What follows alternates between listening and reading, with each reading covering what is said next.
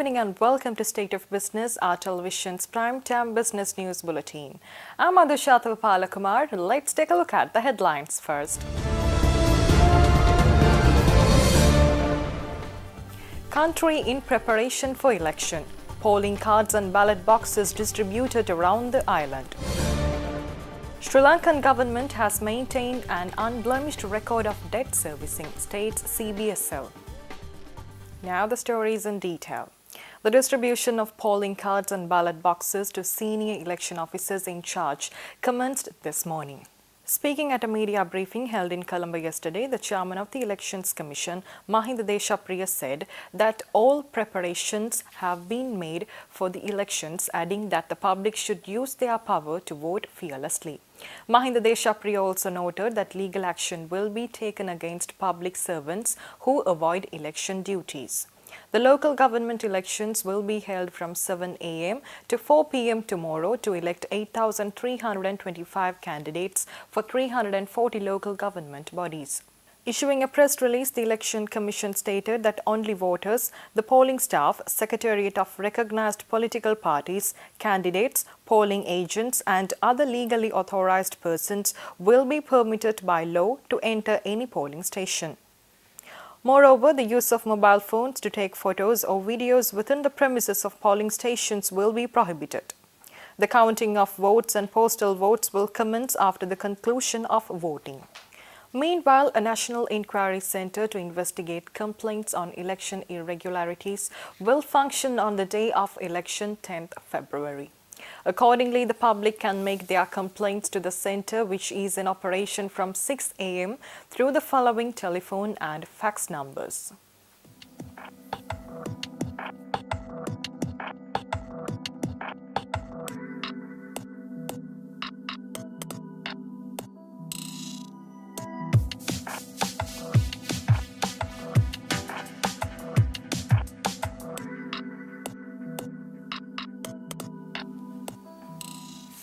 Let's take a look at more news after this break.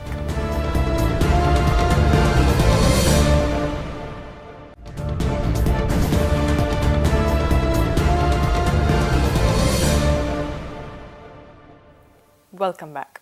The recent media reports on recording of government debt and maintenance of accounts have drawn the attention of the Central Bank of Sri Lanka. Issuing a press release, the Central Bank of Sri Lanka emphasized that to date, the Sri Lankan government has maintained an unblemished record of debt servicing made in accordance with service payment obligations recognized through debt recording systems. According to the press release, CBSL compiles and publishes central government debt based on its database on issuance of domestic debt and international commercial borrowings, and also the information it receives from the Ministry of Finance and External Resources Department. CBSL also uses its own recording systems with respect to domestic and international commercial borrowings. According to the CBSL, central government debt compiled by CBSL has been reviewed and accepted by international agencies, including the International Monetary Fund. Further, the statement reads that a debt management strategy is being formulated by the central bank in order to manage the government's debt portfolio. Now we have few stories in brief. The European Union has confirmed that Sri Lanka has been blacklisted as one of the countries which is assumed to be at high risk of money laundering and terrorism financing. European lawmakers casted 357 votes in favor of including Sri Lanka in the blacklist, along with Tunisia and Trinidad and Tobago, while 283 votes were casted against. The European Commission is periodically obliged to draw up a list of high-risk countries as part of its obligations under the EU's Anti-Money Laundering Directive. The International Cricket Council today announced that PepsiCo chairman and CEO Indra Nooyi has been appointed to the ICC board as the first independent female director.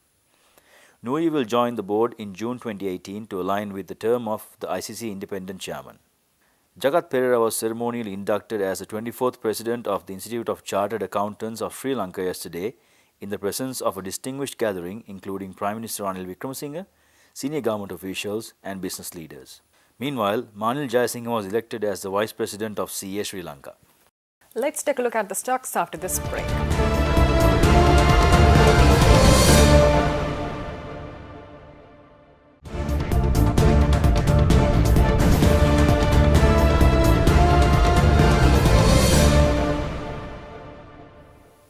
Welcome back. Trading at Colombo Stock Exchange ended on a mixed note today.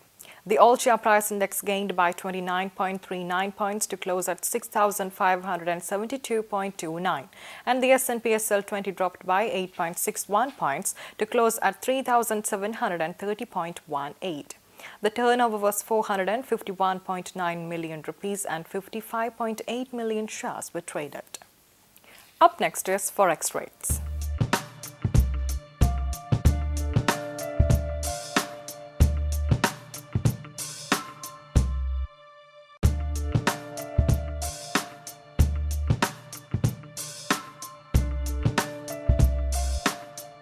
With that, we are wrapping up State of Business for the week. We'll meet you on Monday with more latest news. Until then, take care. Good night.